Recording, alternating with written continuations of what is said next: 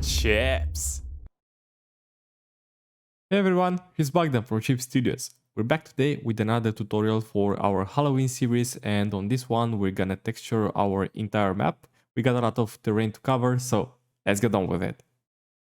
So here we are back to the drawing board. That's where we left off, and let's see what we can do to get started. So what I want to go through today is the terrain, the pasture, the river, and the mountains. So let's go, and I want to take for the map. Let's take the tree trunk material that we created previously, and we want to go to the shading tab all over again. And right now, as you can see, I want this bottom side to have the material, and then the top side would have another one. So let me just hide the river really fast. All right. Now let's go to the bottom of the map, and I want to go to solid mode, and I want to select only the bottom faces, just like that. And then we can go right now and select those ones too. So the big faces that we have on the sides. Get this one, that one, the ones from the back, and those two.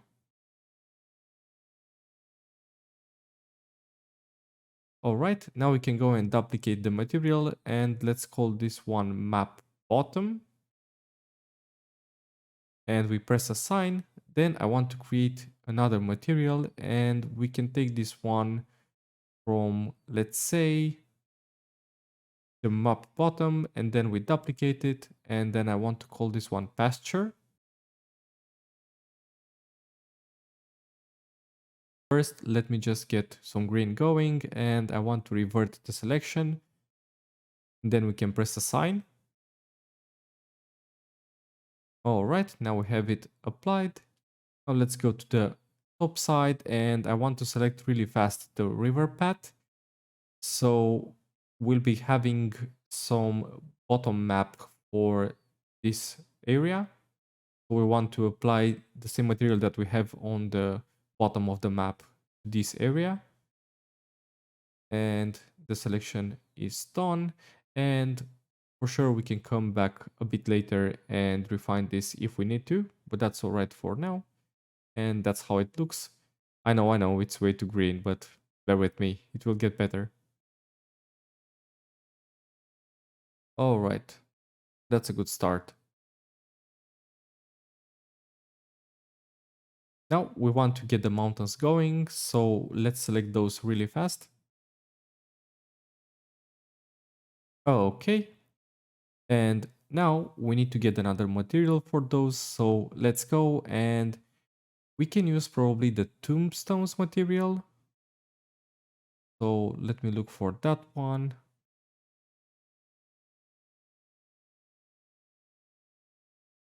Okay, here it is. And we can duplicate it, and we can call it mountains. Now let's press assign. And right now we have the main layout for our map. Now we need to refine all of those materials that we created.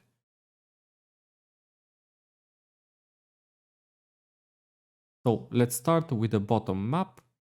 But first, let me just add the outlines, and also we have to add the solidify modifier as we did for all the other assets. So we need the thick line that defines the borders. All right. And we have to get the normals also, and the material offset. All right. Now it works. If you want, you can go for a thicker line, or you can just keep it like this, really thin, like you don't have to track too much attention to the background shape. It's visible either way.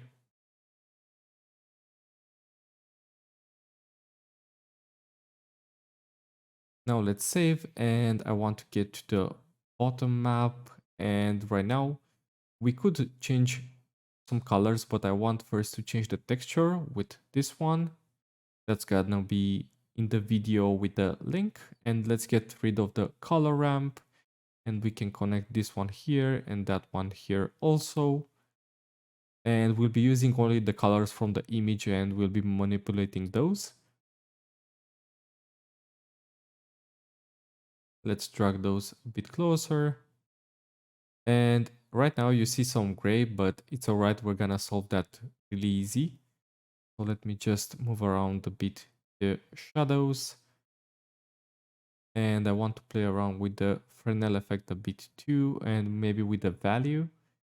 So we want to get a darker look for our background. So to solve it, we actually have to drag this color into color 2. And as you can see, right now it's already looking awesome. And what we can do right now is just refine a bit. I think it's still too saturated. So let's add here at the last point a hue and saturation. And we can drag the value down a bit so we can make everything darker. As I said, we're going for a dark layout, so we can keep the background to a minimum also.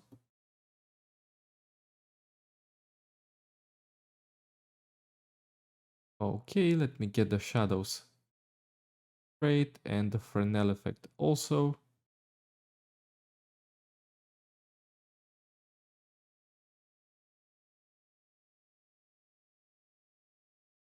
One more thing that I discovered for this image is because we started with a cylinder, right now the box works just fine with the blending option, but what I found that works even better is we can actually set it for sphere, and we have much more balanced layout going on. And right now I really love it like that. So I'll keep it like this for the tutorial.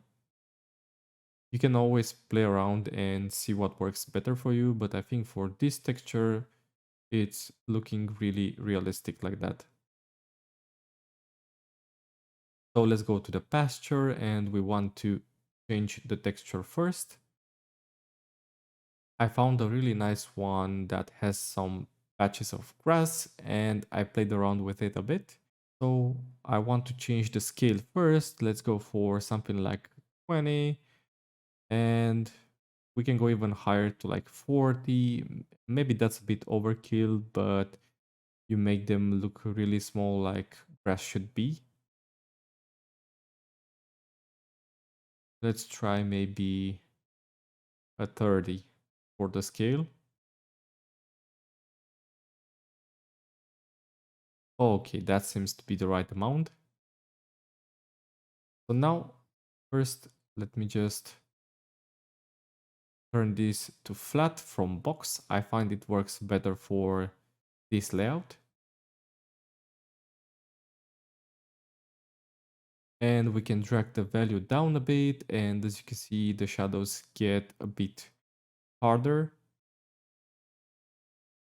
We can also get rid of the color ramp and drag the color like we did for the ground. And let's take it here, and we also need to add it here to the last mix shader. All right.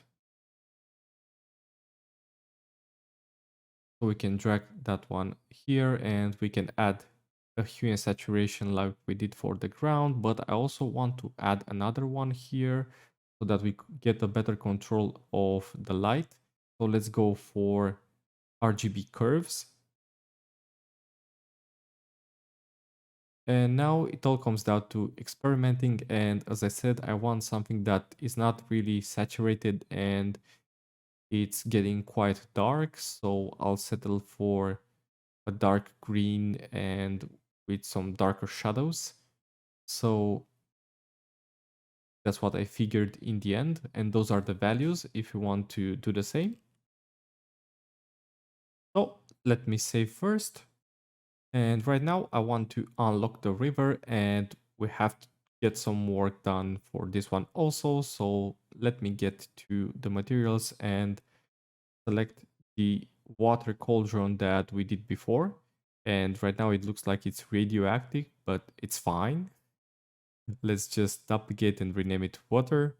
And then get those two out and the BSDF in. And It's not radioactive anymore. Yay! Let's shade it smooth. And let's do the same for the map also. So right now it all comes down to taste and control. I want no shadow and I want the blend mode to get to alpha blend. And as you can see right now it's transparent.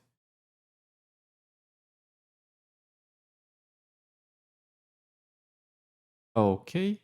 And you can play around with the transparent BSDF and the glossy one. It all comes down to taste, and if you want to get some really nice camera shots in, you can change those as you go. So I'll settle for a not so transparent water, actually. I want it to be really opaque.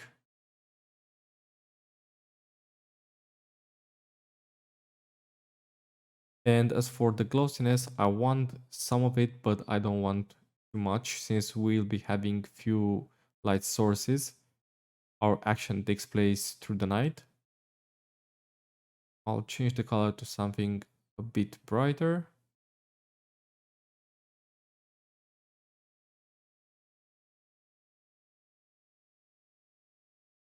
And right now, for the Voronoi texture, I want to play around with the value. I want to find something that works really nice because in our story, we'll be having a shot that goes through the river. And I want to find a scale for the texture that will allow me to move it around and make it seem like the water is moving, even though it's just a still plane.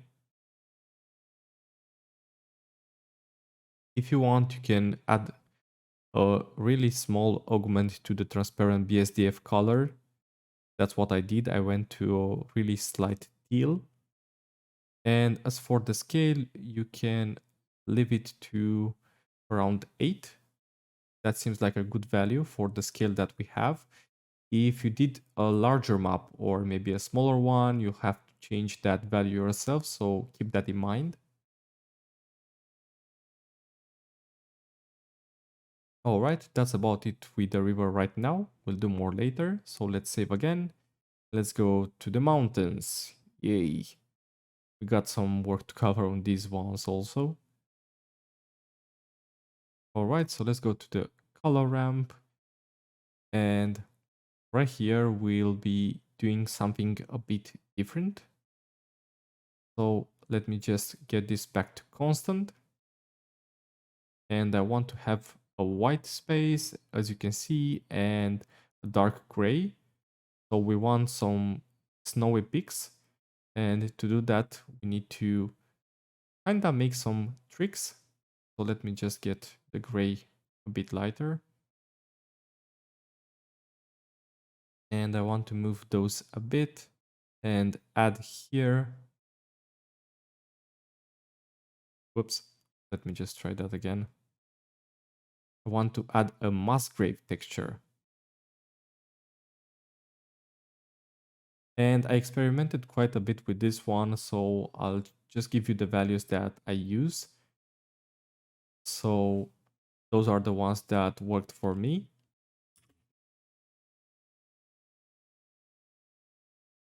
Okay, and right now let's go down a bit and let me just move the shadows around here. And I actually want to add another texture so that our mountains have a nice feel to it. So right now they look pretty bland. So let me just get a texture here, an image one. And I chose this ground texture that we already used. So let's press Ctrl T with a node wrangler and set it to generated. And then I want to add here a mix RGB. And then we drag the color into the second slot. So we set this one to overlay. And then I want to add again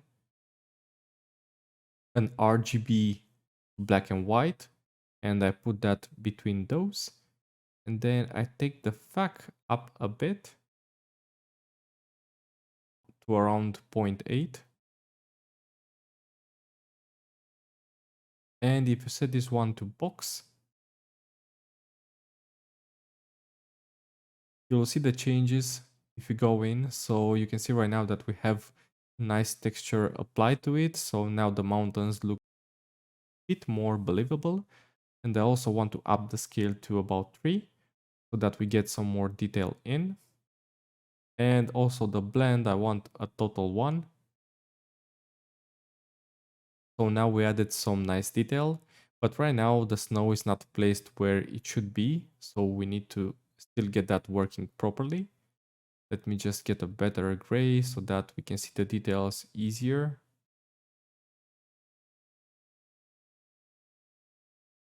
So to get the white in the right place, I found this solution with a rotation and the location change. So bear with me on this one.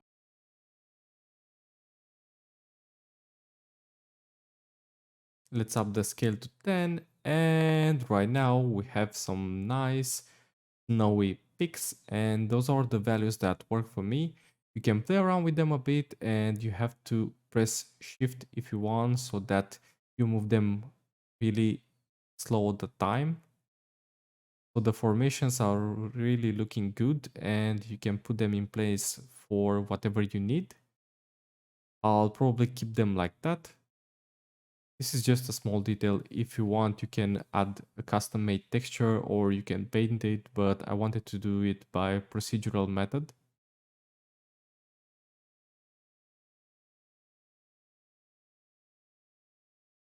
All right, so these are our mountains.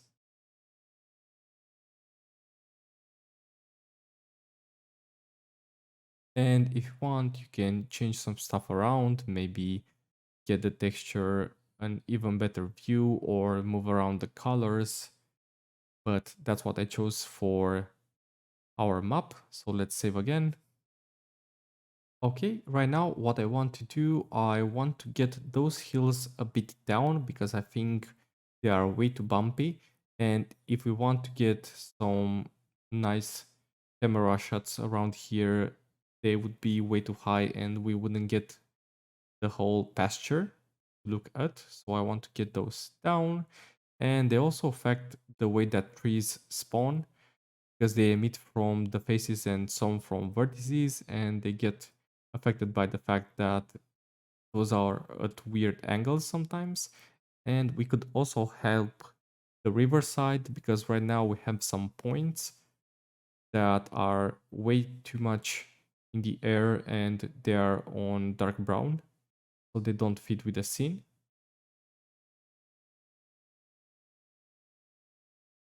All right, that looks pretty good.